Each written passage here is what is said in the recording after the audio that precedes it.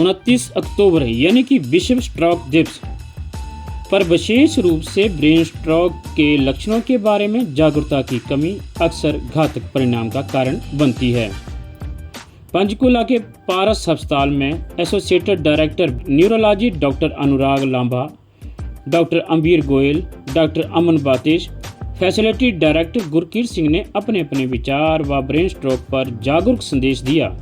इस अवसर पर डॉक्टर अनुराग लांबा ने क्या कहा तो सुनते हैं उन्हीं की जुबानी। आज विश्व स्ट्रोक दिवस के उपलक्ष्य में हम आपके माध्यम से समाज में जागरूकता फैलाना चाहते हैं कि स्ट्रोक एक ऐसी घातक बीमारी है जिससे परमानेंट अपंग हो जाता है। स्ट्रोक को हिंदी में पैरालिसिस, अधरंग के नामों से भी जाना जाता है, जिसमें अचानक शरीर का कोई एक हिस्सा बेकार हो जाए, हाथ पैर में अधरंग हो जाए, जबान लड़खड़ाने लगे, चेहरा टेढ़ा हो जाए, तो हमें इन लक्षणों को पहचानना होता है और नज़रअंदाज नहीं करना होता है। पहले 1 घंटे में अगर आप हॉस्पिटल पहुंचते हैं, किसी भी नज़दीकी हॉस्पिटल जहां सीटी स्कैन या एमआरआई की सुविधा उपलब्ध हो, वहां पहुंचते हैं तो वहां आपकी जांच करके और पहले 1 घंटे में दवाई दी जा सकती है, जिससे कि स्ट्रोक की अपंगता को परमानेंट तरीके से मिटाया जा सकता है।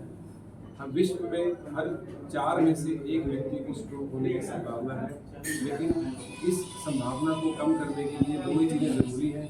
पहली बात है वक्त से लक्षणों को पहचान के पहुँचना, और दूसरी बात है अपनी जीवन शैली में बदलाव लाना ताकि आपको स्ट्रोक होने के लक्षण, स्ट्रोक होने की संभावना कम हो सके। रेगुलर एक्सरसाइज, हरी सब्जियों का सेवन, मीट मांस का सेवन से बचें, ज़्यादा वसा वाले पदार्थ न खाएं और दिन में जितना हो सके अपने आप को एक्टिव रखें।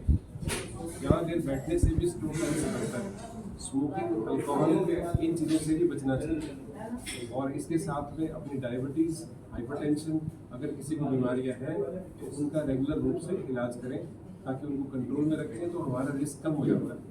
हम चाहते हैं कि हर 4 में से 1 देश में जिसको स्ट्रोक की आज रिस्क हो रखा है हम सबको, हम इसको हर 40 में से 1 करना चाहते हैं ताकि स्ट्रोक बिल्कुल कम हो जाए और इंसान स्वस्थ रहे। धारणा ऐसी है जो गलत है। अफीम का स्ट्रोक के इलाज से कोई संबंध नहीं। जो सामाजिक धारणाएं होती हैं वो ज़रूरी नहीं कि मेडिकल तथ्यों पर आधारित हो। मेडिकल तथ्यों पर जो भी चीज़ें आधारित होती हैं वो रिसर्च के द्वारा डिसाइड होती हैं।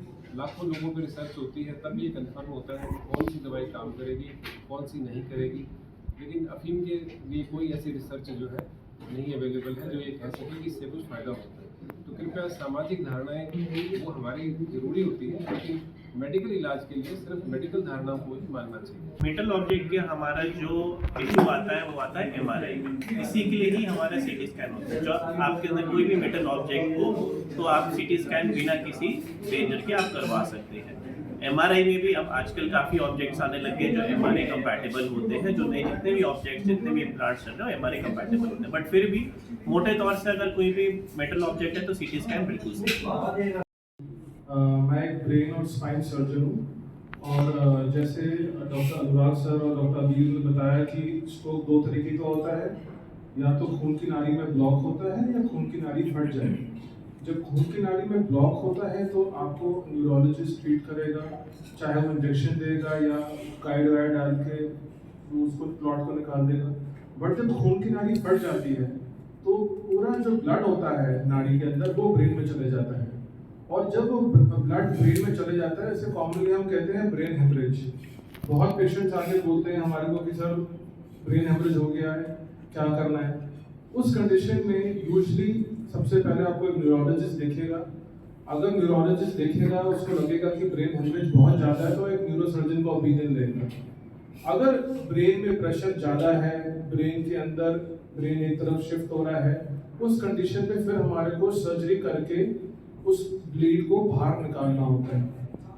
ब्रेन में ब्लीड हमेशा एक बहुत ही बड़ा कॉम्प्लिकेशन होता है, क्योंकि ब्रेन से ब्लीड निकालना इतना आसान नहीं होता है और ब्रेन इतना प्रेशर झेल नहीं पाता।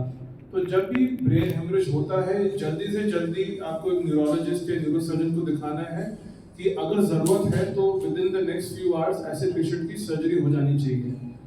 और ब्रेन हेमरेज के पेशेंट्स अगर टाइमली ऑपरेट हो जाए, अच्छी केयर हो जाए, उनका रिहैबिलिटेशन अच्छा हो, तो पोस्ट ऑपरेटिवली ये पेशेंट्स अच्छा रहते हैं।